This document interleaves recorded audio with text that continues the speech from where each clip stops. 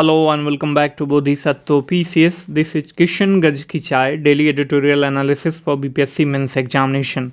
और आज के इस पार्टिकुलर एपिसोड में हम चर्चा करने वाले हैं इंडिया कनाडा रिलेशन के बारे में, which is quite important for 69 BPSC mains examination और अदर अपकमिंग बीपीएससी एग्जामिनेशन। तो watch this video from beginning to the last.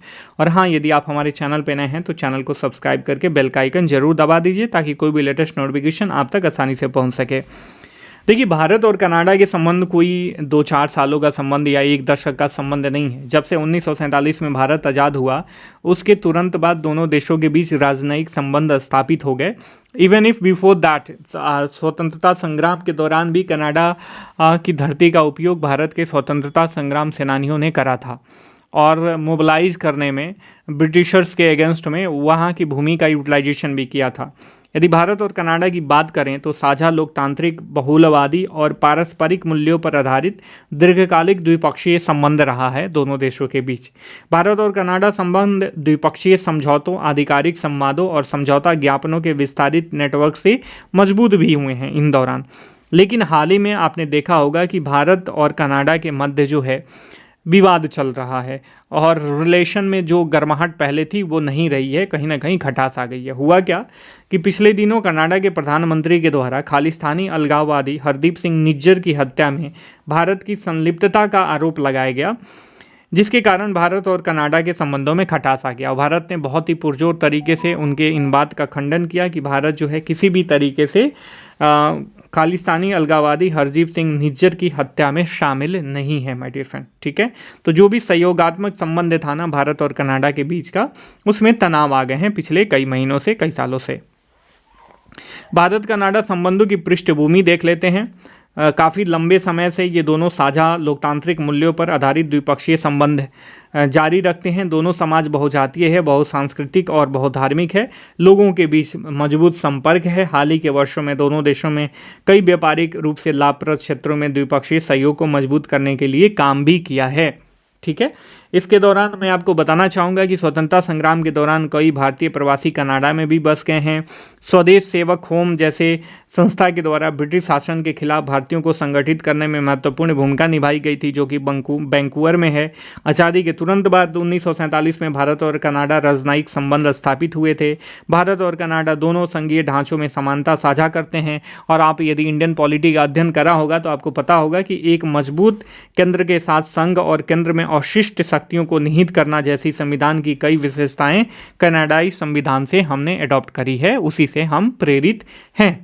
ठीक है, इसके बाद देखो, आपको ये भी पता होना चाहिए कि जो शीत युद्ध का काल था ना, दैट मीन्स जब विश्व द्विध्रुवीय मतलब बाइपोलर विश्व में बटा हुआ था, एक तरफ यूएसए था और एक तरफ यूएसएसआर था, मतलब रशिया था, और एक तरफ अमेरिका था। दोनों के बीच आपसी शीत युद्ध चल रहा था। उस समय भारत को सबसे ज़्यादा जो फॉरेन एड प्राप्त होता था वो कनाडा से ही मिल रहा था। लेकिन जब भारत ने परमाणु परीक्षण किया तो भारत और कनाडा के संबंध में कहीं ना कहीं ठहराव आ गया। फिर 1985 में सिख आतंकवादियों ने एयर इंडिया फ्लाइट 182 को उड़ा दिया था। उसके बाद भी कहीं ना कहीं ठहराव आ गया था इन दोनों देशों के बीच के संबंधों में। लेकिन 1990 के दशक में भारत में जब एलपीजी रिफॉर्म आया था, आर्थिक उदारीकरण के साथ व्यापार और निवेश जैसे नए क्षेत्रों में संबंधों में विस्तार हुआ भारत और कनाडा के। अप्रैल 2015 में भारतीय प्रधानमंत्री कनाडा का दौरा करते हैं और द्विपक्षीय जो बायलैटरल रिलेशन था वो स्ट्रैटेजिक पार्टनरशिप तक ये लेकर आते हैं। दोनों देश विभिन्न आयामों में एक दूसरे के साथ सहयोग कर रहे हैं और इन सहयोगात्मक आयामों का हम अध्ययन कर लेते हैं वाणिज्य के क्षेत्र में, तकनीक के क्षेत्र में। फिर उसके बाद जो दोनों देशों के बीच जो झगड़ा चल रहा है, जो मनमुटाव चल रहा है, उसका क्या कारण है, उसके बारे में भी अध्ययन करेंगे और अंततोगत्वा सजेशन के साथ हम अपना निष्कर्ष लिखेंगे। तो सबसे पहले भारत और कनाडा के संबंधों के जो भी आयाम है उसका अध्ययन कर लेते हैं। पहला तो राजनीतिक संबंध है। देखिए, मंत्री स्तरीय स्तर पर भारत और कनाडा के बीच एक रणनीतिक साझेदारी है जो विदेश नीति, व्यापार और निवेश, वित्त और ऊर्जा पर मंत्री स्तरीय संवादों द्वारा समर्थित है तथा भारत और कनाडा के बीच कई समझौते पर हस्ताक्षर हुए हैं, जैसे हवाई सेवा समझौता, प्रत्यार्पण संधि, परमाणु सहयोग समझौता और सामाजिक सुरक्षा समझौता आदि इंपॉर्टेंट समझौते इसमें शामिल हैं। फिर वाणिज्यिक संबंध की यदि बात करें तो द्विपक्षीय व्यापार में 2022 में भारत कनाडा का 10वां सबसे बड़ा व्यापारिक साझेदार था और जिससे यह देश के लिए प्राथमिकता वाला बाजार बन गया है। यदि व्यापार संतुलन की बात करें तो यह भारत के पक्ष में है। 2023 में भारत और कनाडा के बीच द्विपक्षीय व्यापार लगभग $12 बिलियन के बराबर था, लेकिन यह भारत की वास्तविक क्षमता को प्रतिबिंबित नहीं करता है, क्योंकि कनाडा के जो भी वैश्विक व्यापार है, जो ग्लोबल ट्रेड है ना, उसका केवल 1.95% ही भारत के साथ है। भारत कनाडा को फार्मास्यूटिकल, रत्न, आभूषण, कपड़ा और मशीनरी निर्यात करता है, जबकि कनाडा भारत को दालें, लकड़ी, लुगदी और कागज़ और उत्खनन उत्पादों का निर्यात करता है। यदि एफडीआई की बात करें, फॉरेन डायरेक्ट इन्वेस्टमेंट की, तो इन्वेस्ट इंडिया के अनुसार कनाडा भारत में 18वां सबसे बड़ा विदेशी निवेशक है। ठीक है, कनाडा अप्रैल 2000 में और मार्च 2023 के बीच लगभग $3306 मिलियन का निवेश किया है इंडिया में। ठीक है, तथा दोनों देश, आपको पता होगा, CEPA के लिए एक व्यापक आर्थिक साझेदारी समझौते के लिए तकनीकी बातचीत भी कर रहे हैं, जो कि हालांकि अभी होल्ड पे है, जो वस्तुओं, सेवाओं, निवेश, व्यापार सुविधा और अन्य क्षेत्रों में व्यापार को कवर करेगा। फिर सांस्कृतिक, ऑब्वियस, भारत में कनाडा में बहुत सारा भारतीय प्रवासी रहते हैं, भारतीय मूल के लोग रहते हैं, तो सांस्कृतिक संबंध होना लाजमी है।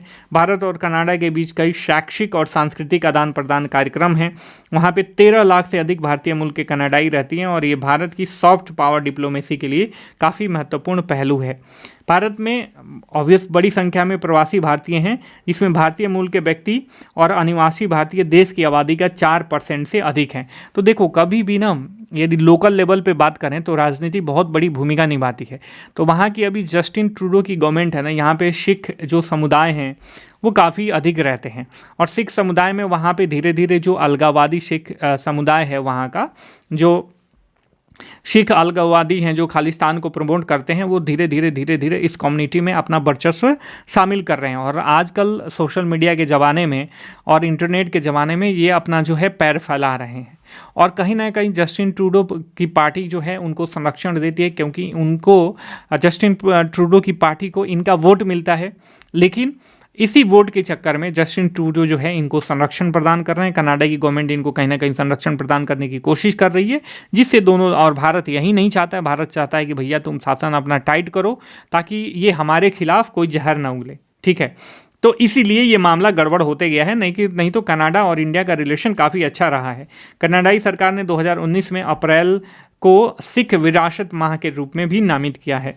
यदि 2013 से 2022 तक अस्थायी निवास पाने वाले भारतीयों की संख्या में 260% की वृद्धि हुई है, जो दोनों देशों के बीच मजबूत बंधन का संकेत है।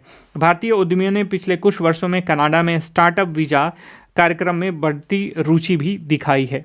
ठीक है, इसके साथ साथ कनाडाई संसद में 15 से अधिक भारतीय मूल के सांसद हैं, जो वर्तमान कैबिनेट में मंत्रालय विभागों का नेतृत्व कर रहे हैं। कई इंपॉर्टेंट पार्टियां, जैसे न्यू डेमोक्रेटिक पार्टी, जो कनाडा की सबसे बड़ी पार्टियों में से एक है, का नेतृत्व भारतीय मूल के व्यक्तियों के द्वारा किया जाता है।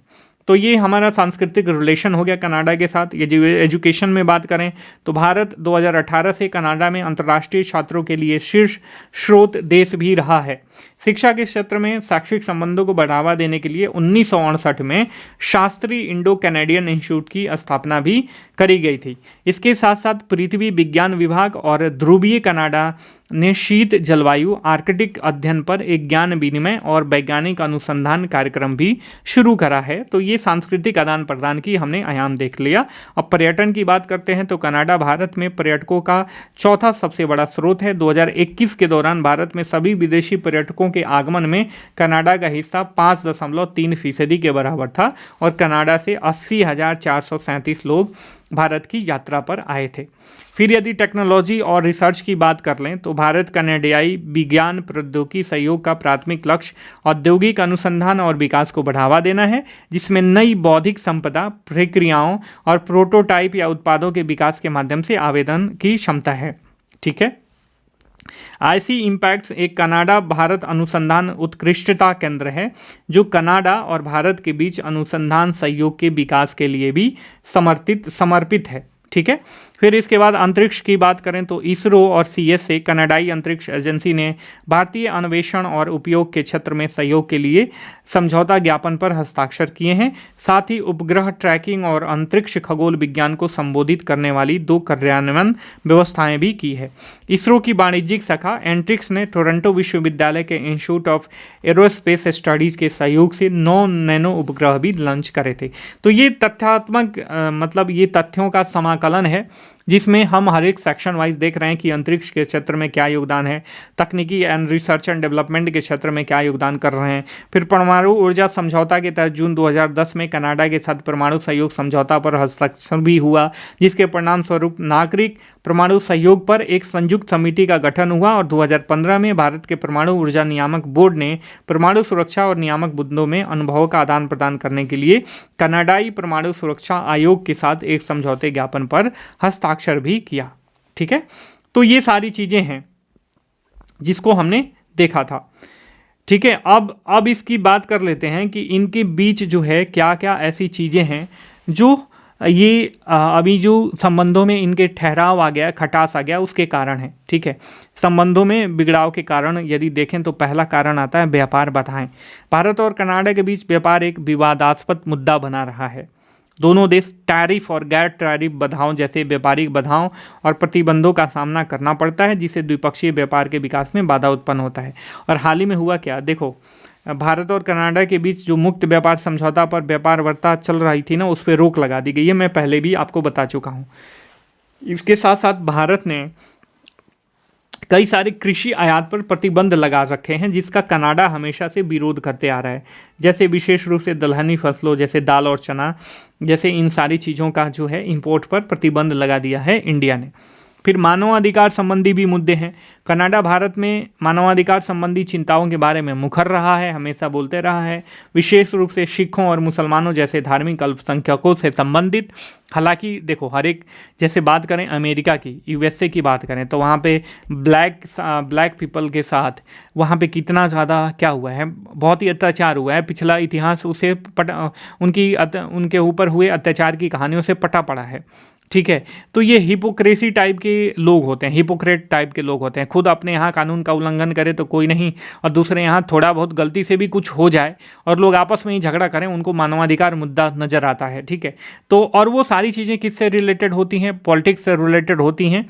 इसीलिए सिखों और मुसलमानों को लेके ये बहुत ही ज़्यादा अपने आप को मानवाधिकार वाला मुद्दा मानते हैं और उसको लेके कनाडा जो है भारत के खिलाफ में मुखर रहा है। दूसरी ओर भारत ने हिंदू अल्पसंख्यकों और धार्मिक स्थलों पर हमलों पर चिंता व्यक्त की है, जो ऑब्वियस आजकल कनाडा में बढ़ गया है। इन मुद्दों ने राजनयिक तनाव और मानवाधिकार के प्रति उनके संबंधित दृष्टिकोण में मतभेद पैदा कर दी है। एक तरफ तो कनाडा कहता है कि भैया ना तो सिखों और मुस्लिमों पर अत्याचार क्यों करते हो, ठीक है, और दूसरी तरफ जब खुद उनके यहाँ अल्पसंख्यक रूप से जो धार्मिक स्थल हैं हिंदुओं के, वहाँ पे उनको हमला हो रहा है, हिंदुओं को मारा जा रहा है, तो उस पर वो कुछ नहीं बोलते। तो ये मानवाधिकार का कौन सा भाई आपका आयाम है, कौन सा नजरिया है? तो ये हिपोक्रेट वाला मामला हो गया ना, तो इसी को लेके मतभेद और पैदा हो गया है। इसके साथ साथ वीज़ा और आप्रवासन संबंधी मुद्दे हैं। कनाडा में वीज़ा और आप्रवासन नीतियों में बदलाव ने भारत में चिंताएं पैदा की है और हाल ही में भारत ने कनाडाई लोगों के लिए वीज़ा निलंबन कर दिया, जिससे तनाव और बढ़ गया है। और भी जियोपॉलिटिकल मुद्दे हैं, जैसे अफगानिस्तान, ईरान, चीन, पाकिस्तान और आतंकवाद जैसे मुद्दों पर भारत और कनाडा के दृष्टिकोण और हित जो है परस्पर विरोधी रहे हैं।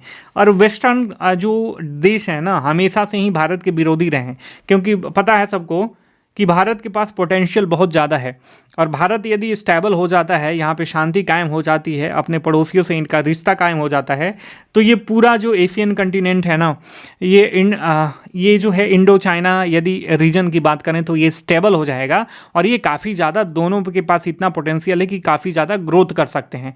तो हमेशा ये अपना जो है द्वि स्टैंडर्ड वाला आयाम अपना के चलते हैं और एक तरीके से ये डबल स्टैंडर्ड वाला नज़रिया रखते हैं हर एक पॉइंट पे, ठीक है, जिसकी वजह से मतभेद पैदा उत्पन्न हो गया है। इसके साथ साथ कश्मीर में राजनीतिक स्थिति और कनाडा में खालिस्तान आंदोलन जैसे मुद्दों पर असहमति के कारण भी राजनयिक संबंध तनावपूर्ण हो गए हैं। हाल ही के दिनों में G20 बैठक के दौरान भारत और कनाडा द्विपक्षीय चर्चा में शामिल नहीं हुए। वर्तमान कनाडाई सरकार भारत के साथ अपने संबंधों के मुकाबले एशिया और प्रशांत जैसे अन्य क्षेत्रों पर प्राथमिकता देती दिखाई देती है। इस यह जो है भारत के लिए चिंता का विषय है। और ऑब्वियस क्यों ना हो जब हिंद प्रशांत क्षेत्र के उभरते भू राजनीतिक महत्व जो है काफ़ी इम्पोर्टेंट हो गए हैं। तो ये सारे मुद्दे थे। फिर इसके अलावा जो है खालिस्तान का मुद्दा है। खालिस्तानी अलगावादी आंदोलन कई वर्षों से भारत और कनाडा के बीच तनाव का कारण भी रहा है। कनाडा में खालिस्तानी वकालत का बढ़ता प्रभाव, कनाडा में आपने देखा होगा कि आजकल सोशल मीडिया के थ्रू और ऐसे बहुत सारी चैनलों के माध्यम के थ्रू जो है खालिस्तानी अपना वकालत करते नज़र आएंगे और आपको वो कहेंगे कि भैया भारत में उसके सिखों के ऊपर अत्याचार वगैरह बहुत हो रहा है। और अनेक तरीके से भारत विरोधी वो आंदोलन करते हैं, कनाडा में रैलियाँ निकालते हैं जिस पे कनाडाई सरकार कोई रोक नहीं लगाती है। तो इस वजह से तनाव बढ़ गया है और इंडिया कहता है कि भैया ये डबल स्टैंडर्ड वाला थॉट प्रोसेस अपना निकालो, हमारे रिलेशन के बीच ऐसा नहीं चलेगा। सितंबर 2023 में खालिस्तानी मुद्दे पर भारत और कनाडा के बीच तनाव फिर बढ़ गया है। कनाडाई प्रधानमंत्री ने भारत पर वहीं सिख अलगाववादी की हत्या होने पर शामिल का आरोप लगाया और इस दावे का भारत ने दृढ़ता से खंडन किया, जिससे इनके बीच संबंधों में खटास और बढ़ गया। ठीक है। और G20 शिखर सम्मेलन के दौरान द्विपक्षीय बैठकें की भारत ने कई देशों के साथ, लेकिन कनाडा के साथ नहीं किया। व्यापार वार्ता में विराम आ गया है। राजदूत को दोनों देशों ने एक दूसरे के यहाँ से विड्रॉ कर लिया है।